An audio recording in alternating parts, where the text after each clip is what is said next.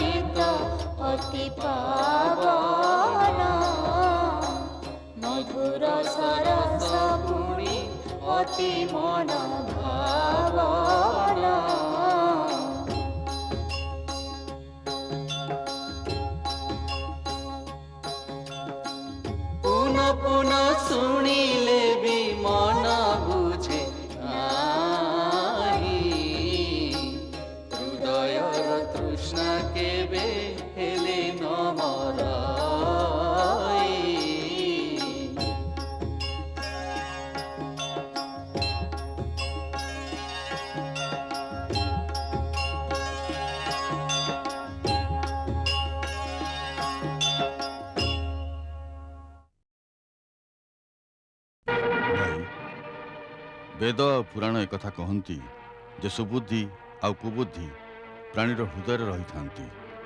प्रति प्राणी निज निजर इच्छा अनुसार दुईटारू गोटा को अनुसरण करिथाए। एबे कुमति आपण मन को प्रभावित कर रखिछि, तेणु आपण हित आउ अहित को बुझी पारु नाहंती। सीता जी कि राक्षस जाति पई कालरात्रि भली ता उपरे आपणक प्रीति बढ़ुछि, आउ जी आपण को विनाश मार्ग निवृत्त करुछंती। विभीषण द्रोही मोर खाऊचु आउ गुणगान वनवासी करुचु। मूर्ख मो राज्य बंचुचु आउ पुणी कामना करुचु शत्रु द्वारा मो विनाशर। धिक्कार तो परी कुलद्रोही को। ना स्वामी ना। अभिमानी को शत्रु परी लगे हिते सीमित, आसिले विनाश बेला बुद्धि हुए विपरीत, बुद्धि हुए विपरीत।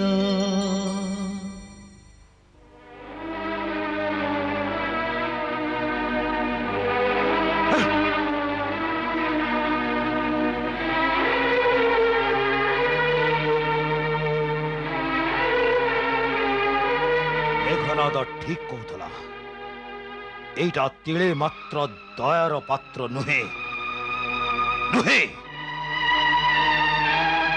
एई तो आसिलेनी।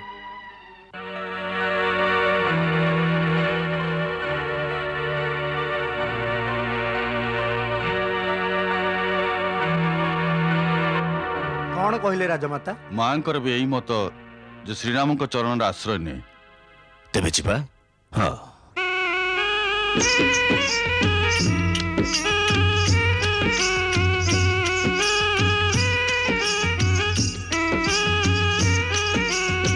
चलिले हरसे रघुपति पासे, श्री राम करुणा भागे खिलाटी से। श्री राम करुणा भागे खिलाटी से। जो चरण पादुका कुने भरत नित्य पूजई, से चरण परस मिलिब देखिबा नेत्र पुराई, देखिबा नेत्र पुराई। करु करु एई सब कथार विचार, ପ୍ରେମେ ସମ୍ଭ୍ରମେ ସର୍ବେ ଲଙ୍ଘନ୍ତି ସାଗର ଆକାଶେ ବିଭୀଷଣଙ୍କୁ କପି ମାନେ ଦେଖି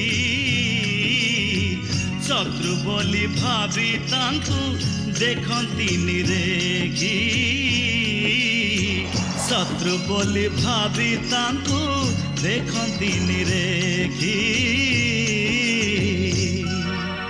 ହେଇ ଦେଖ ଶତ୍ରୁର କେହି ଦୂତ ଆସୁଛନ୍ତି।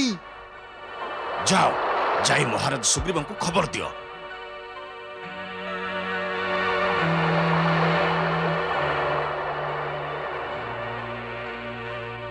ମହାରାଜ ସୁଗ୍ରୀବ ଅଛନ୍ତି?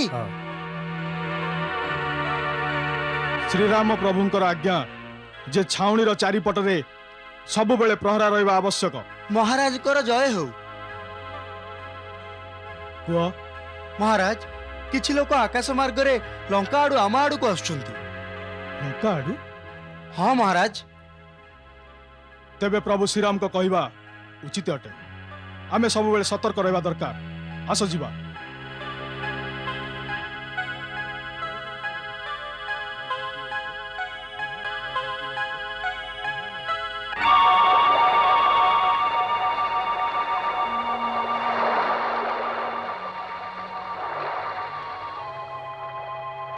ଏମିତି ରହସ୍ୟମୟ ଭାବରେ ଆସିବାର ସାହସ କରୁଥିବା ତମେ କିଏ? କୋଉଠୁ ଆସିଛ? କଣ ପାଇଁ ଆସିଛ? ସାବଧାନ, ସବୁ ସତ କହିବ। ମୁଁ ଯାହା କହିବି ସତ କହିବି, କାରଣ ମିଥ୍ୟା କହିବା ମୋର ସ୍ୱଭାବ ନୁହେଁ। ଯଦି ମୋର ଅନୁମାନ ଠିକ୍ ହୁଏ ତେବେ ଆପଣ କିଷ୍କିନ୍ଧା ନରେଶ ବାନର ରାଜା ସୁଗ୍ରୀବ ନା? ତମ ଅନୁମାନ ଠିକ। ଏବେ ନିଜ ପରିଚୟ ଦିଅ। ହେ କପିରାଜ, ମୋ ପ୍ରଣାମ ସ୍ୱୀକାର କର। ମୁଁ ଲଙ୍କପତି ମହାରାଜ ରାବଣର ସାନ ଭାଇ। ମୋ ନାଁ ବିଭୀଷଣ। ଯେବେଠୁ ସେ ଦେବୀ ସୀତାଙ୍କୁ ହରଣ କରି ନେଇଗଲେ ଆମ ଭିତରେ ମତଭେଦ ବଢ଼ି ଚାଲିଲା। ମୁଁ ବାରମ୍ବାର ଏକଥା କହିବା ପରେ ଯେ ଦେବୀ ସୀତାଙ୍କୁ ସମ୍ମାନର ସହିତ ଫେରାଇ ଦିଅନ୍ତୁ, ସେ ମୋତେ ବହୁତ କଠୋର କଥା କହି ମୋର ଅପମାନ ବି କଲେ। ଏଣୁ ମୁଁ ମୋ ଘର ଦ୍ୱାରା ଛାଡ଼ି ପ୍ରଭୁ ଶ୍ରୀରାମଙ୍କ ପାଖକୁ ଶରଣ ନେବାକୁ ଆସିଛି। ଭଗବାନ ରାମ ଶରଣାଗତ ବତ୍ସଳ, ଆପଣ ଯାଇ ତାଙ୍କୁ ନିବେଦନ କରନ୍ତୁ ଯେ ବିଭୀଷଣ ତାଙ୍କର ଶରଣ ନେବାକୁ ଆସିଛି। ଭଲ କଥା। ମୁଁ ଶ୍ରୀରାମଙ୍କୁ ତମ ସନ୍ଦେଶ ଜଣାଇ ଦଉଛି, କିନ୍ତୁ ସେତେବେଳେ ପର୍ଯ୍ୟନ୍ତ ତମେ ସେଇଠି ଥାଅ। ଆମ ଛାଉଣିକୁ ଆସିବାକୁ ଚେଷ୍ଟା ବି କରିବନି। ଏ 5 ଜଣଙ୍କ ଧ୍ୟାନ ରଖିଥିବ। ମୁଁ ନ ଆସିବା ଯାଏ ୟାଙ୍କୁ ତଳକୁ ଓହ୍ଲାଇବାକୁ ଦବନି। ଯଥା ଆଜ୍ଞା ମହାରାଜ।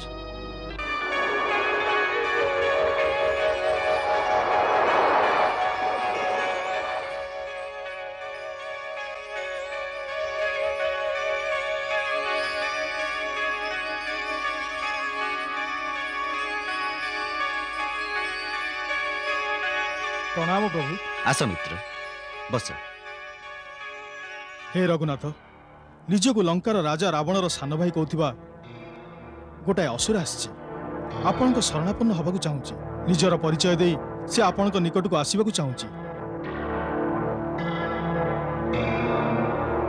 କିନ୍ତୁ ସେ ଶତ୍ରୁର ଭାଇ। ତେଣୁ ଏ କଥା ଗମ୍ଭୀରତାର ସହିତ ଚିନ୍ତା କରିବା ଦରକାର ଯେ ତାକୁ ଏ ଶିବିରକୁ ଆସିବାକୁ ଅନୁମତି ଦିଆଯିବ ନା ନାହିଁ।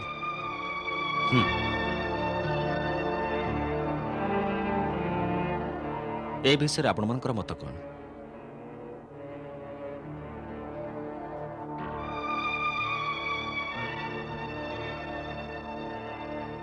ସମ୍ଭବତଃ ସେ ରାବଣର କି ଗୁପ୍ତଚର ହେଇପାରେ। ଭାଇ ହଉ କି ଗୁପ୍ତଚର ହଉ, କିନ୍ତୁ ଆମର ଶତ୍ରୁ ତ ଏ ମାୟାବୀ ରାକ୍ଷସଙ୍କୁ କି ଭରସା। ଶରଣ କଥା କହି ଆମ ଦଳରେ ମିଶି ଭିତରେ ଭିତରେ ଆମର ଅନିଷ୍ଟ କରିପାରନ୍ତି। ଆମର ବିଶ୍ୱାସ ଭଜନ ହେଇ ଆକ୍ରମଣ ମଧ୍ୟ କରନ୍ତି। ହଁ ବାନର ରାଜ, ମୋର କାହିଁ ଏଥିରେ ସନ୍ଦେହ ହଉଛି। ସେମାନେ ଆଉ ଆମର କିଛି କ୍ଷତି କରିବାକୁ ଆସିନାହାନ୍ତି ତ? ବାନର ରାଜ, ଯାହା ହୃଦୟରେ କପଟତା ଥିବ ସେ ଏମିତି ଖୋଲାଖୋଲି ଭାବେ ସାମ୍ନାକୁ ଆସିବନି। ତାକୁ ତାର ପରିଚୟ ପଚାରିବା ଆବଶ୍ୟକ। ସେ କିଏ ଆଉ ତାଙ୍କ ନାଁ କ'ଣ? ସିଏ ତାଙ୍କ ନାଁ ବିଭୀଷଣ ବୋଲି କହିଲେ। ବିଭୀଷଣ? ସେ କ'ଣ ତାଙ୍କ ନାଁ ବିଭୀଷଣ ବୋଲି କହିଲେ? କାହିଁକି? ଏ ନାଁ ଶୁଣି କିଛି ଆଶଙ୍କା ହଉଛି? ଆଶଙ୍କା ଆଶଙ୍କାର ରୂପ ତ ଆଶ୍ୱସ୍ତିରେ ପରିଣତ ହେଇଯିବ ଯଦି ସେ ପ୍ରକୃତରେ ଲଙ୍କାର ବୀର ବିଭୀଷଣ ହେଇଥିବେ। ହନୁମାନ ତମେ ଏମିତି କହୁଛ ଯେମିତି ବିଭୀଷଣ ଆମର ସ୍ୱଜନ ହିତୈଷୀ। ଏକଥା ଅସମ୍ଭବ।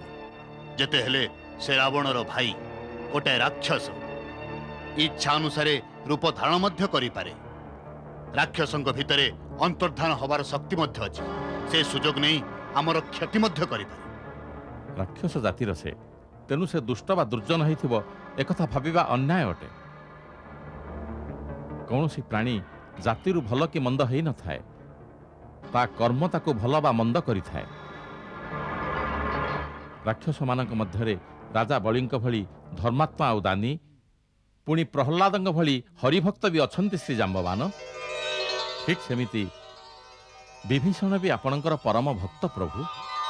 ମୋତେ ସୀତାମାତା ବି ଏକଥା କହୁଥିଲେ ଯେ ବିଭୀଷଣ ନିଜ ଝିଅ ହାତରେ ଲୁଚେଇ କରି କେବେ କେବେ ତାଙ୍କ ପାଇଁ ଖାଦ୍ୟ ବି ପଠାଇଥାନ୍ତି।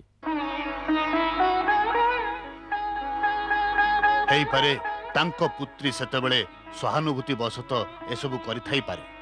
କିନ୍ତୁ ଆଜି ସ୍ଥିତି ବଦଳିଛି। ଲଙ୍କାରେ ସମସ୍ତେ ଜାଣିଥିବେ ଯେ ଏବେ ଶ୍ରୀରାମଙ୍କର ସେନା ସମୁଦ୍ରର ଅପର ପାର୍ଶ୍ୱରେ ପହଞ୍ଚି ସାରିଛି। ଏଇ ମୁହୂର୍ତ୍ତରେ ବିଭୀଷଣ ନିଜ ଭାଇର ଶତ୍ରୁ ପାଖକୁ ଆଗମନର ନା ଉଚିତ ସମୟ ଆଉ ନା ଉଚିତ ସ୍ଥାନ। ଯିଏ ସଙ୍କଟରେ ନିଜର ସହୋଦର ଭାଇକୁ ଛାଡ଼ିଦିଏ ତା ଉପରେ ଟିକେ ଭାବିଚିନ୍ତି ବିଶ୍ୱାସ କରିବା ଉଚିତ ହବ ଭାଇ। ଲକ୍ଷ୍ମଣ ଲକ୍ଷ୍ମଣ ଆଉ ଭରତ ପରି ଭାଇ ତ ଏ ସଂସାରରେ କ'ଣ ତିନି ଲୋକରେ ବି ଦୁର୍ଲଭ। ତେଣୁ ତାଙ୍କ ମାପଦଣ୍ଡରେ କାହାକୁ ମାପିବା ଉଚିତ ନୁହେଁ। ହେ ବାନର ରାଜ, ଆପଣ ସମସ୍ତଙ୍କ ବିଚାର ମୁଁ ଏକାଗ୍ରଚିତ ହିଁ ଶୁଣୁଥିଲି। ଏବେ ଆପଣ ସମସ୍ତେ ମୋ ବିଚାର ଶୁଣନ୍ତୁ, ତାପରେ ଯାଇ ନିଷ୍ପତ୍ତି ନେବେ।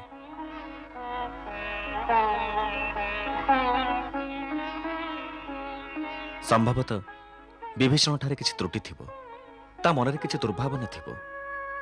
କିନ୍ତୁ ମୋର ଏକମାତ୍ର ପଣ, ଯିଏ ଶରଣକୁ ଆସେ ମୁଁ ତାକୁ ଅଭୟ ଦିଏ। ମିତ୍ରତାର ପ୍ରାର୍ଥନା କରୁଥିବା କେହି ଶରଣାର୍ଥୀ ହେଇ ଆସିଲେ ତାକୁ ଉପେକ୍ଷା କରିବା ଦୋଷାପହ। ଦୋଷୀକୁ ଆଶ୍ରୟ ଦେବା ହୁଏତ ସେ ଠକ ବି ହେଇଥାଉ ନା କାହିଁକି ସତ୍ପୁରୁଷଙ୍କ ପାଇଁ ଉଚିତ। ଠକିବା ପାପ, ଠକିଯିବା ନୁହେଁ। ଆପଣଙ୍କ ନିଷ୍ପତ୍ତି ଉତ୍ତମ ପ୍ରଭୁ। ଆଉ ଧନ୍ୟ ଆପଣଙ୍କର ଆଦର୍ଶ। ଆମେ ତାଙ୍କର ସ୍ୱଜନ ନୁହଁ, ତଥାପି ସେ ଆପଣଙ୍କ ଶରଣକୁ ଆସିଛନ୍ତି।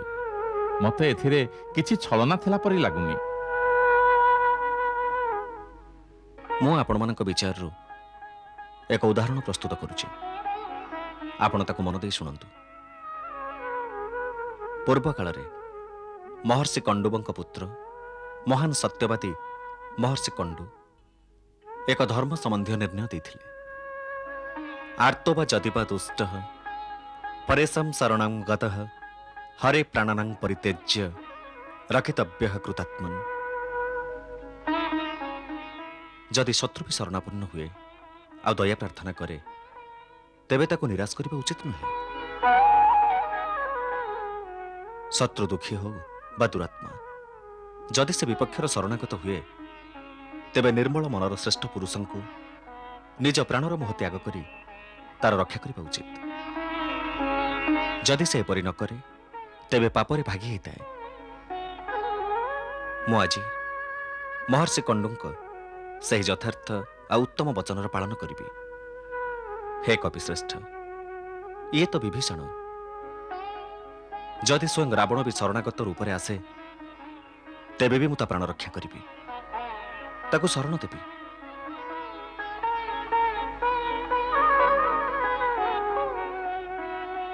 ଯୁବରାଜ ଅଙ୍ଗଦ, ତାଙ୍କୁ ଆଦର ସହକାରେ ମୋ ପାଖକୁ ନେଇ ଆସ। ଯଥାଜ୍ଞା ପ୍ରଭୁ।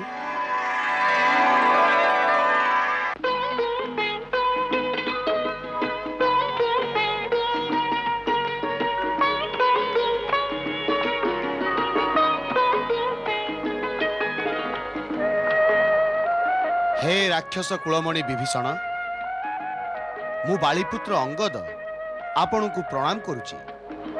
ଧନ୍ୟବାଦ। ମତେ ପ୍ରଭୁ ଶ୍ରୀରାମ ଏକଥା କହିବା ପାଇଁ ପଠେଇଛନ୍ତି, ପ୍ରଭୁ ଆପଣଙ୍କ ପ୍ରାର୍ଥନା ଶୁଣି ଆପଣଙ୍କୁ ଭେଟିବା ପାଇଁ ରାଜି ହେଇଛନ୍ତି। ପଦାର୍ପଣ କରନ୍ତୁ, ଆପଣଙ୍କୁ ସ୍ୱାଗତ। ଧନ୍ୟବାଦ।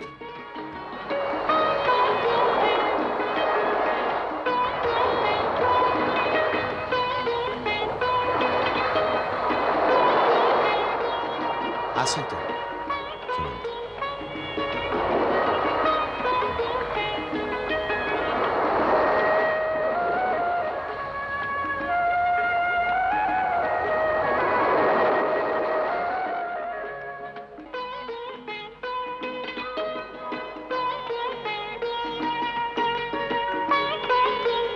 ଜୟ ଶ୍ରୀରାମ। ଜୟ ଶ୍ରୀରାମ। ପଦାର୍ପଣ କରନ୍ତୁ, ପ୍ରଭୁ ଆପଣଙ୍କ ପ୍ରତୀକ୍ଷାରେ ଅଛନ୍ତି। ଧନ୍ୟବାଦ।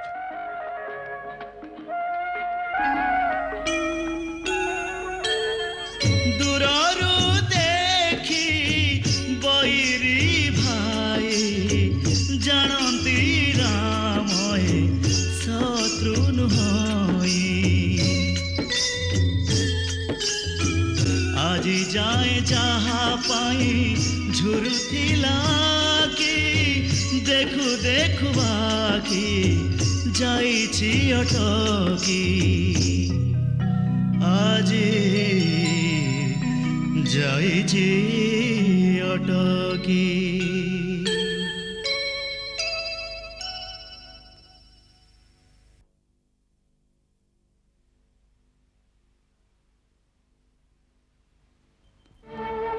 ହେ ସ୍ୱାମୀ, ମୁଁ ମହାରାଜା ରାବଣର ସାନ ଭାଇ ବିଭୀଷଣ।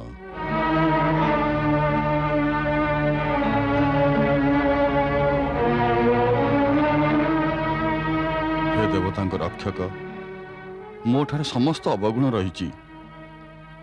ମୋ ଜନ୍ମ ରାକ୍ଷସ କୂଳରେ ହେଇଛି। ମୋ ଶରୀର ତାମସିକ ପ୍ରବୃତ୍ତିର, ଯେଉଁଥିପାଇଁ କି ସ୍ୱାଭାବିକ ଭାବେ ମୁଁ ଜଣେ ପାପଗ୍ରସ୍ତ ଦାନବ। ଏସବୁ ଗୁଣ ଯୋଗୁଁ ମୁଁ ଆପଣଙ୍କର ଦର୍ଶନର ପାତ୍ର ନୁହେଁ। ତଥାପି ବି ଆପଣଙ୍କର ଯଶଗାଥା ଶୁଣି ଆପଣଙ୍କୁ ଭେଟିବାକୁ ଆସିଛି। ପ୍ରଭୁ, ଆପଣ ଶରଣାଗତ ଭୟହାରୀ। ଯାହାକୁ ଆପଣଙ୍କର ଶରଣ ମିଳିଯାଏ ତାକୁ ଜନ୍ମ ଆଉ ମୃତ୍ୟୁ ଭୟରୁ ମୁକ୍ତି ମିଳିଯାଏ। ପ୍ରଭୁ, ମୋତେ ମହାରାଜା ରାବଣ ଅପମାନିତ କରି ଲଙ୍କାରୁ ତଡ଼ି ଦେଇଛି। ମୁଁ ତାଙ୍କୁ ଅଧର୍ମ ଆଉ ଅନୀତିରୁ ରକ୍ଷା କରିବା ପାଇଁ ଏହି କଥା ଉପରେ ଜୋର ଦେଇଥିଲି ଯେ ଦେବୀ ସୀତାଙ୍କୁ ସମ୍ମାନ ସହିତ ଆପଣଙ୍କ ନିକଟକୁ ପଠାଇ ଦିଆଯାଉ, ଯେମିତି ଲଙ୍କା ଆଉ ଲଙ୍କାର ନିର୍ଦ୍ଦୋଷ ପ୍ରଜାଙ୍କୁ ଯୁଦ୍ଧର କରାଳତାରୁ ରକ୍ଷା କରିହେବ। କିନ୍ତୁ ସେ କୌଣସି ପ୍ରକାର ମାନିଲେନି। ମୁଁ ମୋ ମୁକୁଟ ବି ତାଙ୍କ ଚରଣରେ ଅର୍ପଣ କରିଦେଲି। ସେ ତାକୁ ବି ପାଦରେ ଦୂରକୁ ଠେଲିଦେଲେ।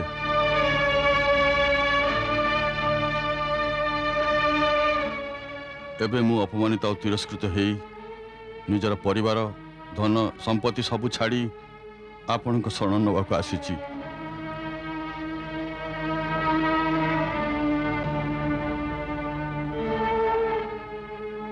ପ୍ରଭୁ, ଆପଣ ଶରଣାଗତ ବତ୍ସଳ।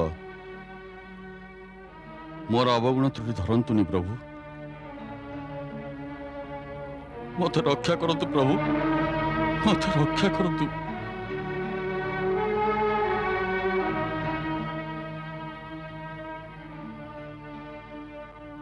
ଆପଣ ମୋ ଶତ୍ରୁକୁ ତ୍ୟାଗ କରି ମୋ ନିକଟକୁ ଆସିଛନ୍ତି, ତେଣୁ ଆପଣ ମୋର ମିତ୍ର।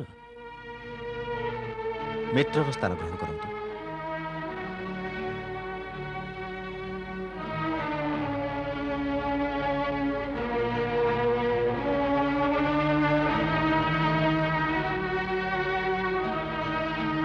ସ୍ୱାମୀ, ମୁଁ ତ ଜଣେ ସେବକ ହେବାକୁ ଆସିଥିଲି। ଆପଣ ମୋତେ ମିତ୍ରର ସ୍ଥାନ ଦେଇଦେଲେ। ମୁଁ ଏହାର ଯୋଗ୍ୟ ନଥିଲି। ଇଏ ଆପଣଙ୍କର ବିନମ୍ରତା, ଆଉ ଇଏ ଆପଣଙ୍କର ମହାନତା ବି ଲଙ୍କେଶ୍ୱର। ଲଙ୍କେଶ୍ୱର,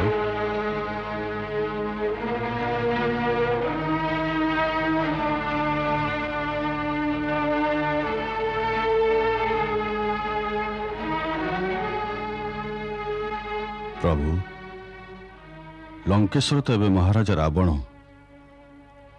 ଆପଣ ଜଣେ ଶରଣାର୍ଥୀ କି ଏ ଉପାଧି ଦେଲେ କେମିତି? ରାବଣ ତ କେବଳ କିଛି ଦିନ ପାଇଁ ଲଙ୍କେଶ୍ୱର ହିଁ ରହିବ। ତାର ପାପ କର୍ମ ତାର ସମସ୍ତ ଶକ୍ତିକୁ କ୍ଷୀଣ କରି ତାକୁ ତାର ମୃତ୍ୟୁର ସନ୍ନିକଟ କରିଛି। ତାପରେ ଲଙ୍କାର ରାଜସିଂହାସନ ଆପଣଙ୍କୁ ସମ୍ଭାଳିବାକୁ ପଡ଼ିବ। ଯୁଦ୍ଧ ଶେଷ ହେବା ପରେ ଲଙ୍କାର ପ୍ରଜାଙ୍କୁ ଜଣେ ଧର୍ମପରାୟଣ ରାଜାଙ୍କ ଦ୍ୱାରା ସୁଖ ଆଉ ଶାନ୍ତି ପ୍ରଦାନର ଉତ୍ତରଦାୟିତ୍ୱ ଯେତିକି ମୋର ରହିବ ସେତିକି ଆପଣଙ୍କର ବି ରହିବ। ଆପଣଙ୍କ ପ୍ରଜାଙ୍କ ହିତ ଆପଣଙ୍କଠୁ ଅଧିକ ଆଉ କିଏ ବା ଭାବିପାରିବ? ଆଉ ଇଏ ସତ କଥା ପ୍ରଭୁ। ମୁଁ ମୋ ମନ୍ତ୍ରୀମାନଙ୍କ ପରାମର୍ଶରେ ଆପଣଙ୍କ ଶରଣାଗତ ହେବାକୁ ଆସିଛି। ଲଙ୍କାର ନିର୍ଦ୍ଦୋଷ ପ୍ରଜାଙ୍କ ତରଫରୁ ଆପଣଙ୍କୁ ଦୟାର ଭିକ ମାଗୁଛି, ଯେମିତି ଜଣେ ପାପୀର କାରଣରୁ ସବୁ ପ୍ରଜା ଦଣ୍ଡଭୋଗ ନ କରନ୍ତି।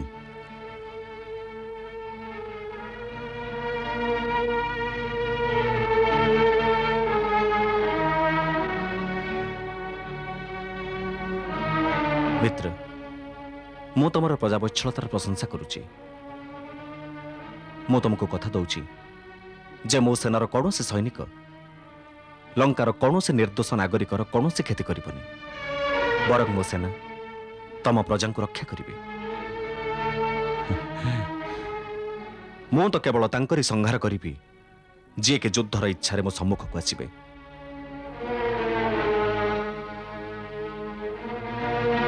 ମୁଁ ଲଙ୍କା ନିବାସୀଙ୍କ ତରଫରୁ କୋଟି କୋଟି ଧନ୍ୟବାଦ ଦଉଛି। ଆପଣ ଏ ସେବକ ସହିତ ଅନ୍ୟମାନଙ୍କୁ ବି ନିର୍ଭୟ କରିଦେଲେ। ଆପଣଙ୍କଠୁ ବଡ଼ଦାନୀ କିଏ ହେଇପାରେ? ପ୍ରଭୁ ଏଇ ଅନୁକମ୍ପା ବଜାୟ ରଖିବେ। ମିତ୍ର, ତମେ ମୋ ଶରଣରେ ଆଶ୍ରୟ ମାଗିବାକୁ ଆସିଛ। ମୁଁ ବି ତମକୁ ଲଙ୍କେଶ୍ୱର କହିଛି। ମୋର ତୀର ଭଳି ମୋ ବଚନ ବି ଅମୋଘ, ଯାହା କେବେ ବି ଅନ୍ୟଥା ହୁଏନି। ରାବଣ ତମ ମୁକୁଟକୁ ପଦାଘାତ କରି ଦୂରକୁ ଫିଙ୍ଗି ଦେଇଛି। ତା ବଦଳରେ ମୁଁ ତମକୁ ରାଜମୁକୁଟ ପିନ୍ଧେଇବି। ମହାରାଜ ସୁଗ୍ରୀବ, ଆପଣ ସମୁଦ୍ରର ପବିତ୍ର ଜଳ ମଗାନ୍ତୁ। ସାଗରରେ ସମସ୍ତ ତୀର୍ଥ ଜଳର ସମାବେଶ ହୁଏ। ମୋ ସେନା ସମ୍ମୁଖରେ ସେହି ପବିତ୍ର ଜଳରେ ମୁଁ ଲଙ୍କାର ଭାବି ନରେଶ ମହାରାଜା ବିଭୀଷଣଙ୍କର ରାଜ୍ୟାଭିଷେକ କରିବି। ଲକ୍ଷ୍ମଣ ଭାଇ। ଛାଉଣି ମଧ୍ୟରେ ଉପଯୁକ୍ତ ବ୍ୟବସ୍ଥା କର। ହଁ ଭାଇ।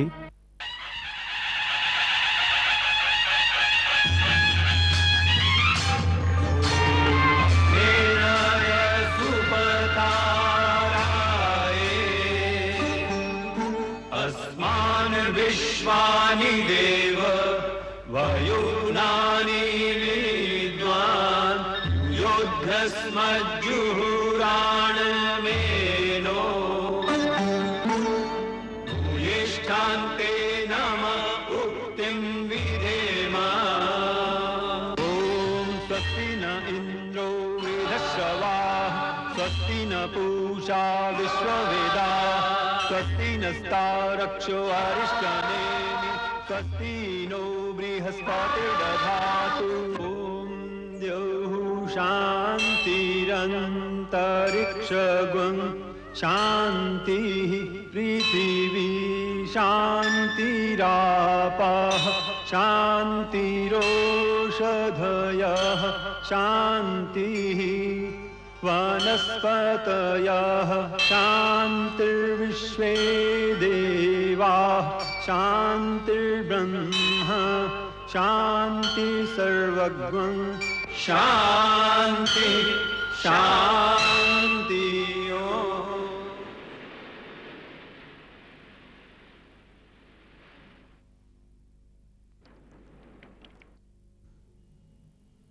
ମିତ୍ର, ମୁଁ ଜାଣିଛି ଯେ ଏଥିରେ ତମର ଇଚ୍ଛା ନାହିଁ, କିନ୍ତୁ ମୋ ଶରଣାଗତ ହବାର ଆଉ ମୋ ଦର୍ଶନ କରିବାର ଫଳ ଅମୋଘ ଅଟେ।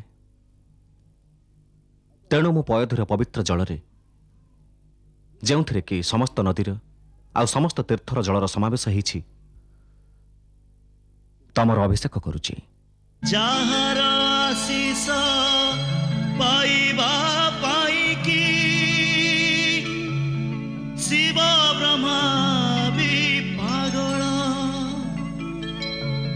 ସେ ଆଶିଷ ଆଜି ପାଏ ବିଭୀଷଣ, କେତେ ବଡ଼ ତା କପାଳ। ଲଙ୍କାପତି ମହାରାଜ ବିଭୀଷଣ, ଲଙ୍କାର ରାଜ୍ୟ ଆପଣଙ୍କ ପାଇଁ କଲ୍ୟାଣକାରୀ ହଉ।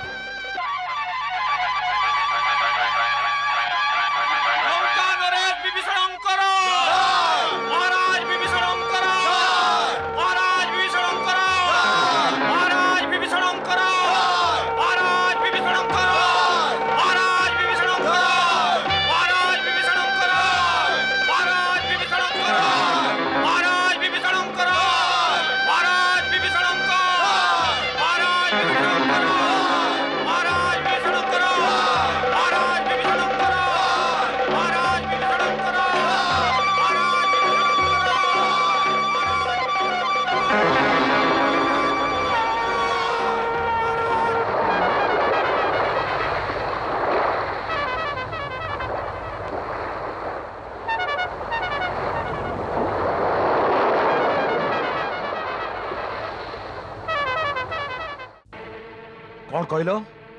ବିଭୀଷଣର ରାଜ୍ୟାଭିଷେକ କରିଦେଲା? ସାର୍ଦଳ, ତମେ ନିଜ ଆଖିରେ ଦେଖିଛ? ହଁ ଆଜ୍ଞା ମହାରାଜ, ବାନରଙ୍କ ରାଜା ସୁଗ୍ରୀବ, ଯୁବରାଜ ଅଙ୍ଗଦ ଆଉ ଅନ୍ୟ ସେନାନାୟକ ମାନଙ୍କ ସମ୍ମୁଖରେ ରାମ ସମୁଦ୍ର ଜଳରେ ତାଙ୍କର ଅଭିଷେକ କଲା, ଆଉ ପୁଣି ଲଙ୍କାର ରାଜା ବୋଲି କହି ତାଙ୍କ ରାଜତିଳକ କଲା। ଗୋଟାଏ ଭିକାରୀ ଅନ୍ୟ ଜଣେ ଭିକାରୀକୁ କହିଲା, ମୁଁ ତମକୁ ସଂସାରର ସବୁଠୁ ବଡ଼ ରାଜ୍ୟ ପ୍ରଦାନ କରୁଛି। ଆଉ ଅନ୍ୟ ଭିକାରୀ ପ୍ରଥମଟାକୁ କହିଲା, ମୁଁ ତମକୁ ତିନି ଲୋକର ଭଗବାନ କରିଦେଉଛି। ବାଃ ରାମ ବାଃ! ଜଣେ ମାୟାବୀକୁ ବି ତୁ ତ ନିଜ ମାୟା ଜାଲରେ ଫାନ୍ଦି ଦେଲୁ। ମାନିଗଲି ତ ଚତୁରତାକୁ। ଆଉ ସୁଗ୍ରୀବକୁ ବି ଏମିତି ଭ୍ରମରେ ପକେଇଥିଲୁ। ମତେ ତ ସେ ମୂର୍ଖ ବାନର ସୁଗ୍ରୀବ କଥାରେ ହସ ଲାଗୁଛି, ଯିଏ କିଷ୍କିନ୍ଧାର ବୈଭବ ବିଳାସ ତ୍ୟାଗ କରି ସେ ବାରବୁଲା ବନବାସୀ ମାନଙ୍କ ସହ ବୁଲିବାରେ ଲାଗିଛି। ଆପଣ ଠିକ କହିଛନ୍ତି ରାଜନ। ରାମ ବଡ଼ ଚତୁର। ସେ ବିଭୀଷଣର ରାଜ୍ୟାଭିଷେକ କରି ଲଙ୍କାରେ ଗୋଟାଏ ଫାଟ ସୃଷ୍ଟି କରିବାର ସୁଯୋଗ ପାଇଛି। ଲଙ୍କାରେ ଯେଉଁ ଲୋକ ଆପଣଙ୍କ ସହିତ ସହମତ ନ ହେବେ, ଆଜି ସେ ବିଭୀଷଣର ଅନୁଗାମୀ ହେବା ପାଇଁ ଚିନ୍ତା କରିବେ। ରାମ ସେମାନଙ୍କ ମନରେ ଗୋଟାଏ ଆଶା ଉତ୍ପନ୍ନ କରିଛି ଯେ ଯେମିତି ସୁଗ୍ରୀବକୁ ରାଜା କରାଗଲା, ଠିକ ସେମିତି ବି ଦିନେ ବିଭୀଷଣକୁ ଲଙ୍କାର ରାଜା କରିଦିଆଯିବ। ରାମ ଗୋଟାଏ ଚାଲରେ ଆପଣଙ୍କ ଶତ୍ରୁମାନଙ୍କ ମନରେ ଆଶା ଆଉ ଆପଣଙ୍କ ହିତୈଷୀମାନଙ୍କ ମନରେ ଆଶଙ୍କାର ବୀଜ ରୋପଣ କରିଛି। ଏହି କଥାକୁ ଗମ୍ଭୀରତାର ସହିତ ବିଚାର କରନ୍ତୁ ମହାରାଜ। ଆପଣ ଯାହା କହୁଛନ୍ତି ତାହା ଯଦି ସତ୍ୟ, ମୋର ଏବେ କଣ କରିବା ଆବଶ୍ୟକ? ମୋ ବିଚାରରେ ତ ଶତ୍ରୁ ଉପରେ ଆଜି ଆକ୍ରମଣ କରିଦେବାଟା ଉଚିତ ହବ। ହଁ ମହାରାଜ, ଏବେ ତ ସେମାନେ ସମୁଦ୍ର ପାର ହବାକୁ ନେଇ ଭାବନା ଆଉ ବିଚାରରେ ବୁଡି ରହିଥିବେ। ଯୁଦ୍ଧ ଆସି ଉପନୀତ ହବ ଏ କଥା ସେ କେବେ ଚିନ୍ତା ହିଁ କରିନଥିବେ। ଶତ୍ରୁ ଆଗକୁ ବଢିବା ପୂର୍ବରୁ ହିଁ ତାକୁ ତା ଘରେ ହିଁ ପରାସ୍ତ କରିବା ଦରକାର। ଯୁବରାଜ, କ୍ଷମା କରନ୍ତୁ, ଏଇଟା ବି ସବୁଠୁ ବଡ଼ ଭୁଲ ହେଇପାରେ। ଆମ ସେନାର ଯୋଉ ବଳ ଆଉ ଶକ୍ତି ଲଙ୍କାରେ ଅଛି, ତାହା ଅନ୍ୟ କୌଣସି ଜାଗାରେ ସମ୍ଭବ ହୋଇପାରିବନି। ମୁଁ ଆପଣଙ୍କ ଶକ୍ତିକୁ ସନ୍ଦେହ କରୁନି, କିନ୍ତୁ ନିଜ ଘରେ ଯାହା ସୁରକ୍ଷା ଥାଏ ତାହା ଶତ୍ରୁ ଘରେ ମିଳିନଥାଏ। ହଁ ଇନ୍ଦ୍ରଜିତ, ସୈନିକ ଶକ୍ତିର ପ୍ରୟୋଗ ଏଠି ଉଚିତ ନୁହେଁ। ଆମେ କୂଟନୀତିରେ କାମ ହାସଲ କରିବା ଆବଶ୍ୟକ। ଯଦି ଆମେ ନର ବାନରଙ୍କର ଏ ମିଳିତ ସେନାକୁ କୌଣସି ପ୍ରକାର ଭାଙ୍ଗିଦେବା, ସେଥିରେ ଫାଟ ସୃଷ୍ଟି କରିଦେବା, ଆମେ ଯଦି ସୁଗ୍ରୀବ ସାଙ୍ଗରେ ଅଲଗା ସନ୍ଧି କରି ତାକୁ ନିଜର କରିନେବା, ତେବେ ୟାର ଅର୍ଥ ଏହା ହବ ଯେ ଆପଣ ରାମର ଚତୁରତାକୁ ତାରି ଅସ୍ତ୍ରରେ ହରାଇଲେ। ବାସ୍, ପୁଣି ରାମ, ଲକ୍ଷ୍ମଣ ଓ ବିଭୀଷଣ ତିନି ଭିକାରୀ ଗୋଟାଏ ଆଶାହୀନ ଜୀବନକୁ ନେଇ ସଂସାରରେ ବୁଲୁଥିବେ। ସୁକ ଆଜ୍ଞା ମହାରାଜ। ସୁକ, ତମେ ମୋର ଗୁପ୍ତଚର ବିଭାଗର ମୁଖ୍ୟ ଆଉ ସବୁଠୁ ଚତୁର ମନ୍ତ୍ରୀ। ତମେ ଆସୁରିକ ବିଦ୍ୟାରେ ନିପୁଣ, ନିଜ ଇଚ୍ଛାରେ ରୂପ ବି ବଦଳେଇ ପାରିବ। ସେଥିପାଇଁ ଏ କାର୍ଯ୍ୟ ମୁଁ ତୁମକୁ ସମର୍ପଣ କଲି। ସର୍ବପ୍ରଥମେ ଏ କଥା ଜାଣିନେବା ଆବଶ୍ୟକ ଯେ ସୁଗ୍ରୀବ ମନର ଦୁର୍ବଳତା କୋଉଟା। ସ୍ତ୍ରୀ, ଧନ, ରାଜ୍ୟ, ବୈଭବ, ପ୍ରଶଂସା, ଯଶ, ଯୋଉ କଥା ପ୍ରତି ସେ ବାନର ମନରେ ଦୁର୍ବଳତା ଥିବ, ସେଇ ସ୍ଥାନର ରହସ୍ୟ ଜାଣି ତାକୁ ଆମ ସାଙ୍ଗେ ମିଶେଇବାର ବ୍ୟବସ୍ଥା ତମକୁ ବଡ଼ ଚତୁରତାର ସହିତ କରିବାକୁ ହବ। ଯଥାଜ୍ଞା ମହାରାଜ।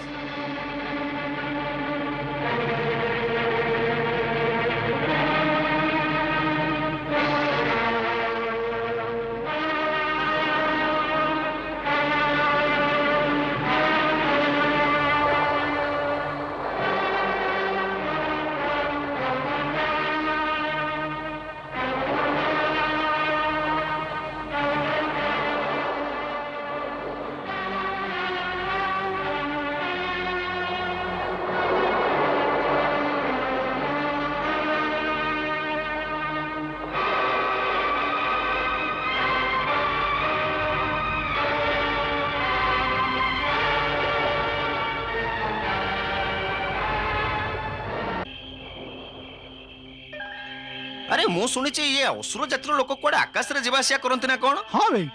ହଁ ତାଙ୍କର ତ ସେମିତି ଶକ୍ତି ରହିଛି। ଏଟା ଗୁପ୍ତ ବିଦ୍ୟା। ହଁ ମତେ ଲାଗୁଛି ସେ କିଛି ଗୁପ୍ତ ବିଦ୍ୟା ତା ଭିତରେ ଅଛି। ନା ନା, ସେମାନେ ମାୟାବୀ ଲୋକ। ଏମିତି କେତେ ପ୍ରକାରର ଆସୁରିକ ବିଦ୍ୟା ସେମାନେ ଜାଣନ୍ତି, ଯେମିତି ପବନରେ ଉଡ଼ିବା, ନିଜ ଇଚ୍ଛାରେ ରୂପ ବଦଳେଇବା। ଆରେ ତାହେଲେ ଇଏ କପଟି ଅସୁରଙ୍କ ସାଙ୍ଗରେ ଆମେ କେମିତି ଯୁଦ୍ଧ କରିବା ଯେ? ମୁଁ ତ ସେଇ କଥା ଭାବୁଛି। ନିଶ୍ଚିତ କରିପାରିବା, କାରଣ ଆମ ପଟରେ ସତ୍ୟ ରହିଛି। ଶୁଣିନ ଶ୍ରୀରାମ ପ୍ରଭୁ କ'ଣ କହିଲେ? ଯିଏ ସତ୍ୟ ଆଉ ଧର୍ମ ଉପରେ ସ୍ଥିର ରହିଥାନ୍ତି, ଈଶ୍ୱର ତାଙ୍କର ସହାୟତା କରିଥାନ୍ତି। ସତ୍ୟ ସବୁଠୁ ବଡ଼ ଶକ୍ତି, ସେ ଆମ ସାଥିରେ ଅଛି। ସେଥିପାଇଁ ଆମେ ଯୁଦ୍ଧ କରିବା, ଆଉ ବିଜୟ ବି ଆମର ହବ। ଆଗେ ସମୁଦ୍ର ପାରି ହେଲେ ତ ଯାଇ ବିଜୟୀ ହେବା। ଭାଇ, ସମସ୍ତଙ୍କ ମନରେ ଗୋଟାଏ ପ୍ରଶ୍ନ ଉଠୁଛି ଯେ ଆମର ଏତେ ବଡ଼, ଏତେ ବିଶାଳ ସେନା ସମୁଦ୍ର ଆରପଟରେ କେମିତି ପହଞ୍ଚିବ? କିନ୍ତୁ ଭାଇ, ସମସ୍ତଙ୍କର ପୂର୍ଣ୍ଣ ବିଶ୍ୱାସ ରହିଛି ଯେ ଆପଣଙ୍କ ଶକ୍ତି ଆଗରେ କେହି ବି ତିଷ୍ଠି ରହିପାରିବେନି। ଆପଣ ସାରା ସମୁଦ୍ରକୁ ଶୁଖେଇ ଦେଇପାରିବେ। ଅବଶ୍ୟ ଶୁଖେଇ ପାରିବି, କିନ୍ତୁ ଲକ୍ଷ୍ମଣ, ମୁଁ ଭାବୁଛି ଯଦି ଅନାବଶ୍ୟକ ବଳ ପ୍ରୟୋଗ ନ କରି ଅନ୍ୟ କୌଣସି ଉପାୟ ମିଳିଯାଏ ତେବେ ଭଲ ହବ। ପ୍ରଭୁ, ମୋ ମନରେ ଗୋଟାଏ ବିଚାର ଆସୁଛି। କୁହ। ବିଭୀଷଣକୁ ପଚାରିବାର ତ କୌଣସି ସମସ୍ୟା ନାହିଁ, କାରଣ ରାକ୍ଷସ ଲୋକଙ୍କ ପାଖରେ ଅନେକ ଗୁପ୍ତ ବିଦ୍ୟା ରହିଥାଏ। ହୁଏତ ଲଙ୍କା ଯାଏ ପହଞ୍ଚିବାରେ ସେ କୌଣସି ଗୁପ୍ତ ମାର୍ଗ କହିଦେବେ। ହେଇପାରେ। ମୁଁ ତମ ସହିତ ଏକମତ। କାଲି ମୁଁ ତାଙ୍କ ସହ ଏ ବିଷୟରେ କଥାବାର୍ତ୍ତା ହେବି।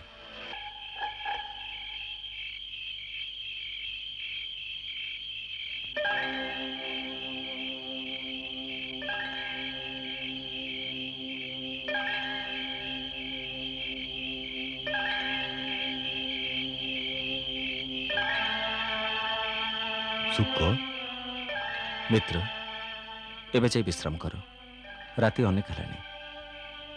ଯଥାଜ୍ଞା ପ୍ରଭୁ। ଲକ୍ଷ୍ମଣ, ତୁ ବି ଏବେ ବିଶ୍ରାମ କର।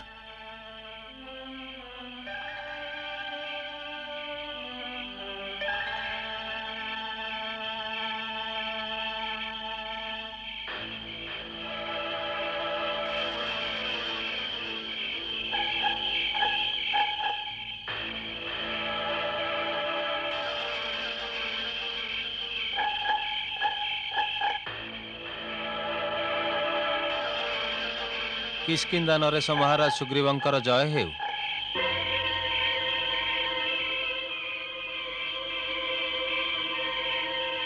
କିଏ ତମେ? ମୋ ନାଁ ଶୁକ। ମୋତେ ଲଙ୍କେଶ୍ୱର ମହାରାଜ ରାବଣ ଏକ ବିଶେଷ ସନ୍ଦେଶ ଦେଇ ପଠେଇଛନ୍ତି। ନିଜର ପ୍ରକୃତ ରୂପକୁ ଆସ।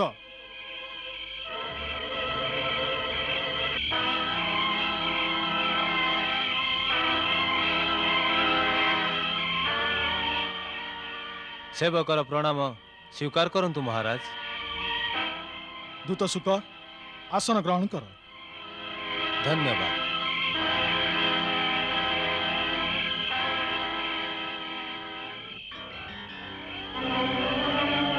କୁହ କଣ ସନ୍ଦେଶ ନେଇ ଆସିଛ? ମୋ ସ୍ୱାମୀ ଲଙ୍କାପତି ରାବଣ ଆପଣଙ୍କୁ ସାଧୁବାଦ ଜଣାଇଛନ୍ତି। ସେ କହିଛନ୍ତି ଯେ ଆପଣ ତାଙ୍କ ମିତ୍ର ବଳିଙ୍କର ସାନ ଭାଇ, ତେଣୁ ସେ ଆପଣଙ୍କୁ ନିଜ ସାନ ଭାଇ ବୋଲି ଭାବନ୍ତି। ସେଥିପାଇଁ ଯେତେବେଳେ ଇଚ୍ଛା ଆପଣ ଲଙ୍କାକୁ ଆସିପାରନ୍ତି। ସେଠି ଆପଣଙ୍କର ଭବ୍ୟ ସ୍ୱାଗତ ହେବ। ଲଙ୍କାରେ ସୁନା, ରୂପା, ଧନଧାନ୍ୟ, ହୀରା, ମାଣିକ ଆଦି ରତ୍ନର ଆଦୌ ଅଭାବ ନାହିଁ। ଆପଣ ଯେତେବେଳେ ଚାହିଁବେ ଆମେ ଆପଣଙ୍କ ଉପରେ ଉତ୍ସର୍ଗ କରିପାରିବୁ। ଲଙ୍କାପୁରୀରେ ଅଭିସାର ପାଇଁ ଏମିତି ସୁନ୍ଦରୀ ନୃତ୍ୟାଙ୍ଗନା ଅଛନ୍ତି ଯାହା ସାମ୍ନାରେ ଦେବଲୋକର ଅପ୍ସରା ବି ତୁଚ୍ଛ ହେଇଯିବେ। ମହାରାଜ ରାବଣ ଏକଥା ବି କହିଛନ୍ତି ଯେ ସ୍ୱର୍ଗୀୟ ମହାରାଜ ବାଳୀଙ୍କ ସାଙ୍ଗରେ ତାଙ୍କର ମିତ୍ରତାର ସନ୍ଧି ଥିଲା। ଦୁହେଁ ପରସ୍ପରର ସହାୟତା ପାଇଁ ବଚନବଦ୍ଧ ଥିଲେ। କିନ୍ତୁ ଶୁଣିଲି ଆପଣ ସେ କଥା ସବୁ ଭୁଲି ଅଯୋଧ୍ୟାର ଦୁଇ ରାଜକୁମାରଙ୍କ ମନ୍ତ୍ରଣାରେ ପଡ଼ି ନିଜ ସେନା ନେଇ ଲଙ୍କା ଉପରେ ଆକ୍ରମଣ କରିବାର କଥା ଚିନ୍ତା କରୁଛନ୍ତି। ମହାରାଜ ରାବଣ ଜାଣିବାକୁ ଚାହାନ୍ତି ଯେ ଆପଣ କୋଉ ଲୋଭର ବଶବର୍ତ୍ତୀ ହୋଇ ଏତେ ବଡ଼ ଭୁଲ କରିବାକୁ ଯାଉଛନ୍ତି। ଆମର ଆପଣଙ୍କ ସହ କୌଣସି ଶତ୍ରୁତା ନାହିଁ, ବିଦ୍ୱେଷ ନାହିଁ, ବିରୋଧ ବି ନାହିଁ। ଆମେ ଆପଣଙ୍କର କିଛି ବି ଦୋଷ କରିନୁ। ତେବେ ଆମ ସାଙ୍ଗରେ ଆପଣଙ୍କର ଶତ୍ରୁତା କାହିଁକି? ଏସବୁ କଥା ଚିନ୍ତା କରି ମହାରାଜ ରାବଣ ଆପଣଙ୍କୁ ନିବେଦନ କରିଛନ୍ତି ଯେ ଆପଣ ଏମାନଙ୍କ ପକ୍ଷ ଛାଡ଼ି ନିଜ ସେନାକୁ ସାଥିରେ ନେଇ ଆଜି ହିଁ କିଷ୍କିନ୍ଧା ଫେରିଯାଆନ୍ତୁ, ଯଦ୍ୱାରା ବାନର ରାକ୍ଷସଙ୍କ ମିତ୍ରତା ବଜାଇ ରହିବ। ନହେଲେ କିଛି ଭଲ ହବନି। ନହେଲେ କଣ ଭଲ ହବନି? ମହାରାଜ, ଯଦି ଗୋଟେ ଛୋଟ ଭୁଲ ସୁଧାରି ନେବାରେ ତାର ଫଳସ୍ୱରୂପ ଆଗାମୀ ବିନାଶ ଟଳି ଯାଇପାରେ, ସେ ବିନାଶର ବିସ୍ତାରତା ଜାଣିବା କଣ ଆବଶ୍ୟକ? ମୋର ସମ୍ପୂର୍ଣ୍ଣ ବିଶ୍ୱାସ ଯେ ଆପଣଙ୍କ ଭଳି ଶକ୍ତିଶାଳୀ, ତେଜସ୍ୱୀ ଆଉ ବୁଦ୍ଧିମାନ ରାଜା ଏଭଳି ମୂର୍ଖାମୀ କଥା ଆଦୌ ଚିନ୍ତା କରିବେନି। ମୁଁ ଏମିତି ମୂର୍ଖାମୀ କଥା ଚିନ୍ତା କରୁଛି, ସେଥିପାଇଁ ଜାଣିବାକୁ ଚାହୁଁଛି ଯେ ସେ ନହେଲେର ଅର୍ଥ କଣ। ଯଦି ମୁଁ ରାବଣ କଥା ନ ମାନେ ତେବେ କଣ ହବ? ଆପଣଙ୍କର ପୁରା ବାନର ସେନାର ବିନାଶ, କିଷ୍କିନ୍ଧା ରାଜ୍ୟର ସମସ୍ତ ଶକ୍ତିର ହ୍ରାସ। ଏହାପରେ କିଷ୍କିନ୍ଧାର ରାଜା ବି ରାମ ଆଉ ବିଭୀଷଣ ଭଳି ବୁଲା ଭିକାରୀଙ୍କ ଭଳି ଘୁରି ବୁଲିବେ। ଦୂତ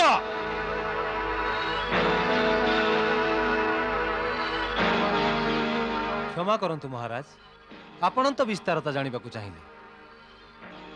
ହେ ସୂର୍ଯ୍ୟପୁତ୍ର ମହାରାଜ ସୁଗ୍ରୀବ, ଆପଣ ନିଜର ଆଉ ନିଜ କୁଳର ହିତ ଚିନ୍ତା କରନ୍ତୁ। ନିଜର ଐଶ୍ୱର୍ଯ୍ୟ ଆଉ ସମୃଦ୍ଧି ବିଷୟରେ ଚିନ୍ତା କରନ୍ତୁ। ନିଜ ସାମ୍ରାଜ୍ୟର ଉନ୍ନତି ବିଷୟ ଚିନ୍ତା କରନ୍ତୁ। ଏହାର ଏକମାତ୍ର ଉପାୟ ହେଲା ଯେ ଆପଣ ମହାରାଜ ରାବଣଙ୍କର ମିତ୍ରତା ସ୍ୱୀକାର କରନ୍ତୁ, ଯାହାର ଅର୍ଥ ହେଉଛି ସଂସାରର ସମସ୍ତ ସୁଖର ସ୍ୱାମୀ ହେଇଯିବା। ଆପଣ ସେ ସୁଖକୁ ଭୋଗି ଭୋଗି ଥକିଯିବେ ପଛେ, କିନ୍ତୁ ସେ ସୁଖ କେବେ ବି ଶେଷ ହବନି। ନା ସୁଖ, ପ୍ରାଣୀ ବିନାଶଶୀଳ, ତେଣୁ ଭୋଗ ବି ବିନାଶଶୀଳ। କୌଣସି ଭୌତିକ ସୁଖ ଏମିତି ନୁହେଁ ଯାହା ନିରନ୍ତର, ଯାହାର ନାଶ ନାହିଁ। ସେଥିପାଇଁ ସୁଖର ମୋହରେ ଯେ ନିଜ କର୍ତ୍ତବ୍ୟରୁ ବିମୁଖ ହେଇଯାଏ, ତାଠୁ ବଡ଼ ମୂର୍ଖ ଆଉ କିଏ ହେଇପାରେ? ଆଉ ତମର ଲଙ୍କାପତି ମତେ ଏହି ପ୍ରଲୋଭନ ଦଉଛି ଯେ ମୋ ଉପରେ ଉପକାର କରିଛି ମୁଁ ତା ବିପକ୍ଷରେ ଯିବି, ଆଉ ଯିଏ ମୋର ମିତ୍ର ମୁଁ ତାକୁ ପଛରୁ ଛୁରୀ ମାରିବି। ଆଉ ଯୋଉ କଥା ସତ୍ୟ ଆଉ ଧର୍ମଯୁକ୍ତ ଯେ ରାବଣ ଜଣେ ନିର୍ଦ୍ଦୋଷ ପର ସ୍ତ୍ରୀର ଅପହରଣ କରି ଗୋଟାଏ ଏମିତି ପାପ କରିଛି ଯାହା ପାଇଁ ତାକୁ ମୃତ୍ୟୁଦଣ୍ଡ ଦିଆଯିବା ଆବଶ୍ୟକ। ସେ ରାବଣର ଶକ୍ତି ଭୟରେ ଅଥବା ସବୁ ପ୍ରଲୋଭନ କାରଣରୁ ମୁଁ ଗୋଟାଏ ମହାପାପୀର ସମର୍ଥନ କରିବି ଆଉ ରାବଣ ପଟରେ ରହିବି? ଏମିତି କଲେ ମୋର ଆତ୍ମା ମତେ କେବେ ବି କ୍ଷମା କରିବନି। ମୋର ସ୍ୱର୍ଗୀୟ ବଡ଼ ଭାଇ ମହାପରାକ୍ରମୀ ବୀର ମହାରାଜା ବାଳୀ ମୃତ୍ୟୁ ସମୟରେ ମତେ ଏକଥା କହିଥିଲେ ଯେ ଯୋଉ ବଚନ ଶ୍ରୀରାମଙ୍କୁ ଦେଇଛୁ ତାକୁ ପୁରା କରିବୁ। ଆଜି ଯଦି ମୁଁ ତମର ପରାମର୍ଶ ମାନି ନିଏ ତେବେ ମୋର ପରମବୀର ଭାଇ ଆଉ ପରମ ପ୍ରକାଶବାନ ଲୋକରେ ବିଚରଣ କରୁଥିବା ମୋ ପିତା ଭଗବାନ ସୂର୍ଯ୍ୟ ମତେ ଗୋଟାଏ କଥା କହିବେ, ଧିକ୍କାର ସୁଗ୍ରୀବ, ଧିକ୍କାର, ଧିକ୍କାର ତତେ।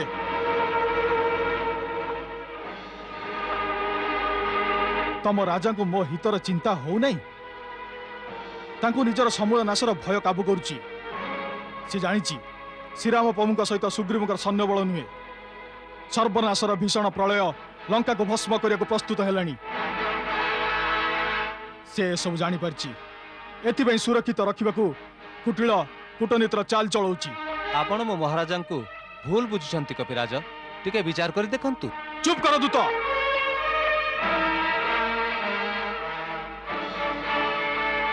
ଦୂତର କାମ ସନ୍ଦେଶ ଦବା, ପରାମର୍ଶ ଦବା ନୁହେଁ। ଦୂତ ହିଁ ନ ଆସିଥିଲେ ତମର ମୁଣ୍ଡ କାଟ କରାଯାଇଥାନ୍ତା। ତମର ରାଜା ଆମ କର୍ତ୍ତବ୍ୟ ପରାୟଣ ଆଉ ଆମ ଭାବନାକୁ ଅପମାନିତ କରିଛନ୍ତି। ଲଙ୍କେଶ ତ ଏଇ ଭାବନାରେ କହିନାହାନ୍ତି ମହାରାଜ। ଚୁପ୍ କର। ଯେମିତି ଏଠିକି ତମେ ନରେଶର ସନ୍ଦେଶ ନେଇ ଆସିଛ, ସେମିତି ସନ୍ଦେଶର ପ୍ରତ୍ୟୁତ୍ତର ନେଇ ତାଙ୍କୁ ଶୁଣେଇ ଦିଅ। ଯଥାଜ୍ଞା, ଯଥାଜ୍ଞା ମହାରାଜ। ନିଜର କୁଟିଳ କପଟି କୂଟନୀତିଜ୍ଞ ରାଜାଙ୍କୁ କହିଦବ, କିଷ୍କିନ୍ଧର ବାନରମାନେ ନିଜର ହିତ ଅହିତ ଭଲ ଭାବରେ ଜାଣନ୍ତି। ଯାଅ ରାବଣଙ୍କୁ କହିଦବ, ବିଭୀଷଣ ଆସିଯିବାରୁ ଲଙ୍କା ବଞ୍ଚି ଯାଇଛି, କିନ୍ତୁ ରାବଣକୁ 3 ଲୋକରେ କେହି ବଞ୍ଚେଇ ପାରିବେନି। ମୋର ଉତ୍ତର ହେଲା ତମ ରାଜାର ମୃତ୍ୟୁର ସନ୍ଦେଶ। ଆଉ ତମ ରାଜାଙ୍କୁ ଏକଥା ବି କହିବ ଯେ ଏବେ ବି ସମୟ ଅଛି। ଯଦି ସେ ନିଜର, ନିଜ କୁଳର ଆଉ ରାକ୍ଷସ ଜାତିର ପ୍ରକୃତ ହିତ ଚାହୁଁଥାନ୍ତି, ତେବେ ପ୍ରଭୁ ରାମଙ୍କର ଚରଣରେ ଶରଣ ନିଅନ୍ତୁ। ତାହେଲେ ସେ ହିଁ ଲଙ୍କାର ରାଜା ରହିବେ। ମୋର ରାଜସିଂହାସନ ପ୍ରତି ଟିକେ ବି ଲୋଭ ନାହିଁ। ମଙ୍ଗଳ ଭବନ